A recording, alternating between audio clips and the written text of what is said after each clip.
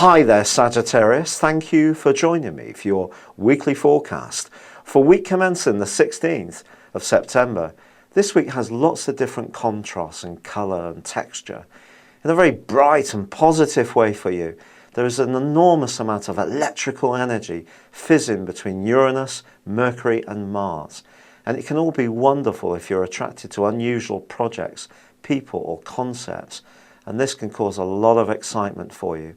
And if you are involved in anything innovative or groundbreaking, you can be in your absolutely element.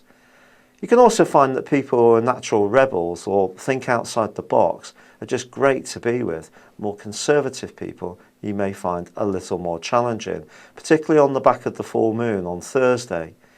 Juggling your home and personal situation with the demands of wider professional and worldly demands can also be an issue with this. But things take on a much more profound level with Venus combining with Saturn, and this does happen all week.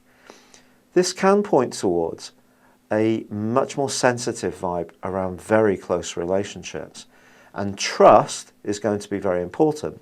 So although you've got all this flamboyant energy at the top of your horoscope, deeper down, a more sensitive side of your nature needs to find its voice within you.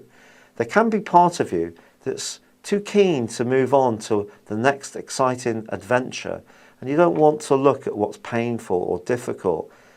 It means that you have to stop, you have to reflect, and that's not always easy for someone like you who's focused on the next exciting new idea. But there is a real bonus for you, because Venus and Saturn forge a gorgeous link with Pluto.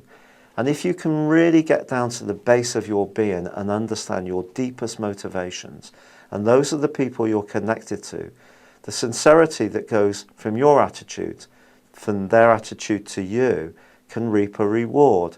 And that reward is feeling good about yourself, who you are, your values.